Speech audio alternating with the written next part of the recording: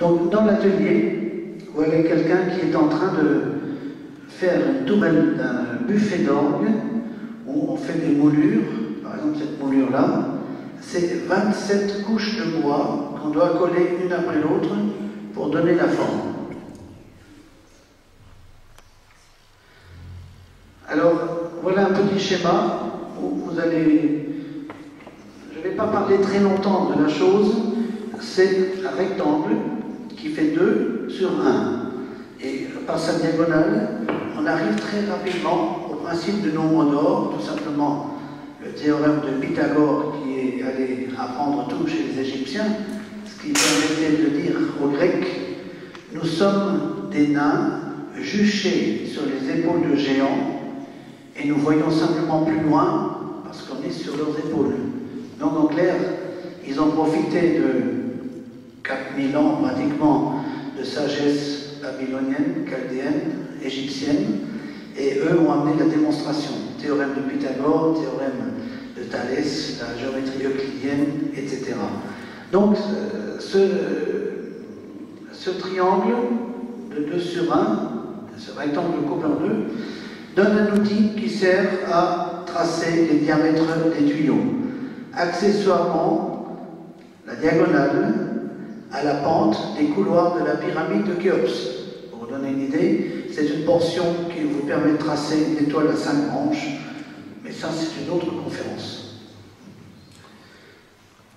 Alors, on voit des tuyaux qui commencent avec des diamètres forts et qui restent relativement gros diamètre dans l'aigu. La suivante. Et là, vous voyez, ça commence fort et c'est bien tout fin dans l'aigu pour un nombre de tuyaux à peu près similaire. En clair, avec le système de proportions, on peut faire ce qu'on veut. Mais les proportions ne sont que des outils. Une caisse à outils n'a jamais fait le travail. Donc, c'est une assistance à la création. Voilà une vue dans un orgue. Vous voyez une vue en contre-plongée d'un orgue, ça doit être ceux que j'ai fait à Paris, où vous voyez des tuyaux de toutes sortes, des trompettes coniques, des petits qu'on appelle des mixtures, des flûtes, des principaux, etc. Voilà un outil qui est un compas de proportion qui est réglé sur le nombre d'or. Ceci vaut 1, ceci vaudra 1,618, ou plus simplement, si ça vaut 8, ceci vaut 5. Alors, c'est pour vous montrer que quand on fabrique un tuyau d'orgue avec une fréquence, on dira que le La vaut 440 Hz vibration, le piano, c'est votre téléphone, quand vous soulevez le téléphone, vous entendez le La 440 à 20 degrés, et la fréquence, c'est tout simplement la vitesse de l'air, 340 mètres secondes, divisé par 440, qui vous donne à peu près 80 cm. Et quand vous faites jouer ce tuyau, eh bien, il donne un sol dièse très grave. Ah, donc la fréquence a un problème. Eh bien non, on enlève 8 cinquièmes de diamètre et on tombe sur la longueur sonore réelle. Et c'est encore une fois le nombre d'or. 8 cinquièmes, c'est le rapport entre la main ouverte et les 4 doigts étendus, ou les 4 doigts étendus et les 4 doigts serrés, le doigt, le pouce, etc. Et la main est dans le même rapport qu'avec le pied, et le pied avec la coudée, notre front jusqu'au nez, du nez au menton, largeur de la bouche, largeur des yeux, largeur de la grande incisive à la petite. Les chirurgiens esthétiques se servent de ça, mais si on leur ramène Frankenstein, ça devient difficile quand même. Donc, et alors vous voyez les tuyaux derrière, ici, ont tous des entailles d'accords, tuning laps, Stimmschnitzen, en allemand, et c'est comme ça qu'on arrive à trouver la bonne longueur. L'oreille, naturellement, fait le travail. Oui, suivant. Quand on fait des gros tuyaux, il faut être nombreux et on les roule autour d'une forme. Ça, c'est simplement un cylindre en acier. et il faut être très nombreux pour avoir la force physique de rouler le tuyau. Next. Le tuyau roulé, on le soude, et après on va l'installer. Donc vous voyez le suivant, oui. Voilà, vous voyez, on le met dans l'orgue, et ça c'était le grand orgue que j'ai fait à Paris, à Saint-Louis-en-l'Île, dont vous verrez des images. Alors vous voyez, pour porter un tuyau qui donne une note, 1, 2, 3, 4, 5, et il y en a encore en bas, il faut être 6, 7 personnes. Et voilà la vue avant des tuyaux, et sur mes tuyaux centraux, je mets toujours une flamme qui est le symbole de l'esprit.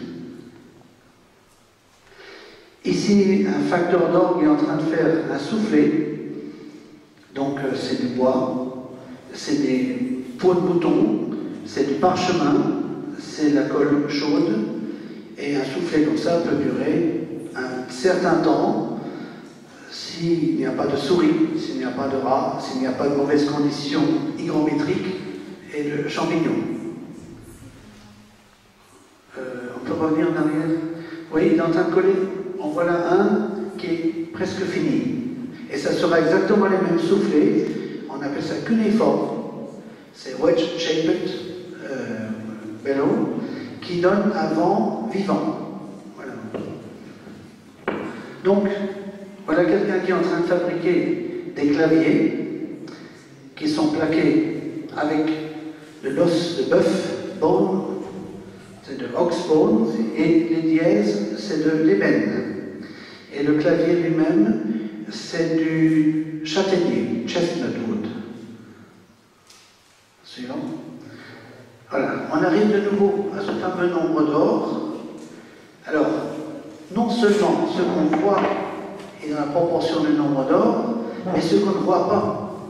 Donc, le petit os ici, s'il vaut 2, le suivant vaut exactement 3, le suivant vaut exactement 5, l'autre vaut 8, et vous avez de nouveau ces fameuses suites, Fibonacci et d'autres, qui sont tout simplement les choses qui régissent l'univers du monde vivant. Les fleurs poussent comme ça, les branches des arbres, les feuilles des arbres.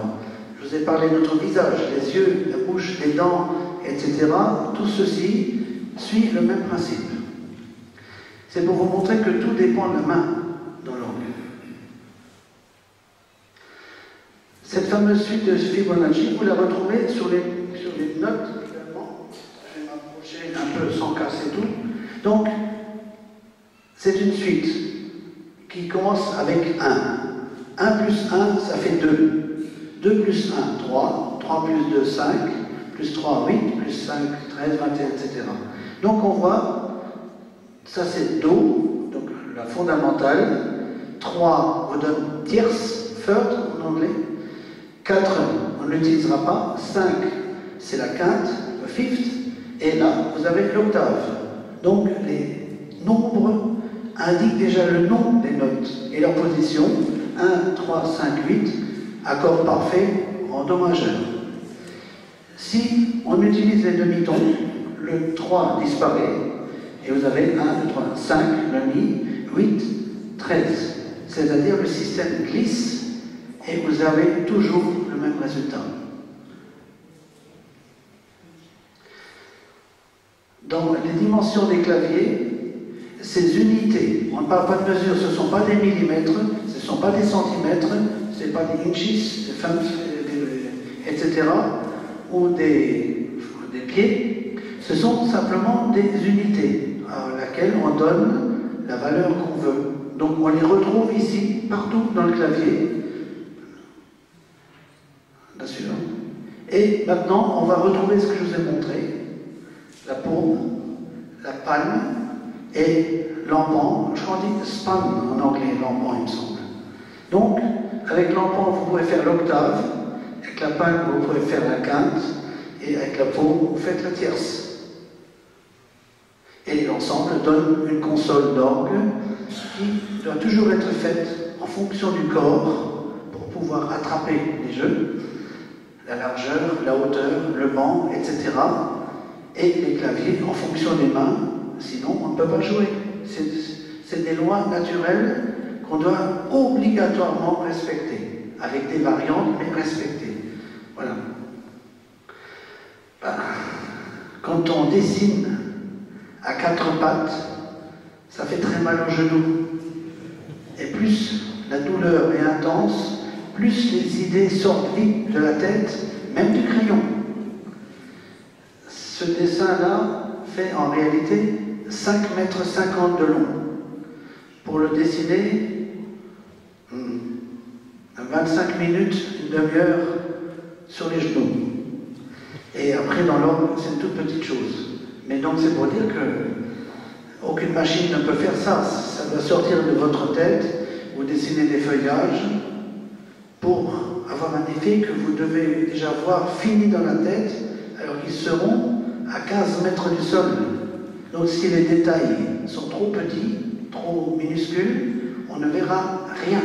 Donc, il faut tout imaginer comme si on le voyait 15 mètres en hauteur, 30 mètres d'éloignement. Oui, suivant. Donc, c'est pas le même dessin, mais c'est des choses qui sont en train d'être sculptées. Ça, c'était des morceaux de l'homme d'Amandine, et ça ressemble à un chardon. C'est bizarre quand même. Là, je suis en train d'harmoniser avec quelqu'un qui m'aide, que certains connaissent, c'est Francis Jacob, qui travaille de temps en temps chez moi, qui est professeur d'orgue au Conservatoire de Strasbourg, et auquel j'apprends toute la technique pour faire marcher les tuyaux, ce qu'on appelle l'harmonisation, qui se résume en une phrase, c'est travailler la matière d'une manière incommensurable pour la transformer en générateur d'émotions. C'est tout simple. Alors, là, il manque un petit bout. Ça, c'est un dessin que j'ai fait où on voit un orgue vu de derrière, où on voit le buffet, les volets Glottiana, le sonnier, c'est Winchester, ici, les keyboards, stop action, les tuyaux, les résonateurs des trompettes, les décors, la balustrade, etc. Donc c'est pour vous montrer que c'est une machine assez complexe qui ne doit en aucun cas être compliquée. Et que tout ça doit être fait de sorte qu'on puisse l'entretenir, le réparer aisément. Ce qui était le cas avec les voitures il y a 50 ans. Une maison suédoise disait « Nous fabriquons la seule voiture que vous pouvez réparer avec une clé à molette ». Maintenant, vous allez amener votre voiture chez le garagiste qui dit « Ah, je n'ai pas le programme informatique pour savoir où est la panne. » Il ne sait pas plus que vous. Tant qu'il n'a pas la machine, il ne pourra rien dire. Donc, on peut considérer qu'il y a une régression de notre autonomie et qu'au fond, on devient des esclaves d'une technologie qui nous échappe complètement. D'autant plus qu'il y a des cartes électroniques avec la mort programmée. Le jour J, tout s'arrête. Et il y a un nouveau métier qui se crée en ce moment, les gens qui cherchent dans la carte où est cette chose pour couper. Et d'un coup, ça marche de nouveau. On évite ça dans l'orgue, parce qu'autrement, ils sont vite morts.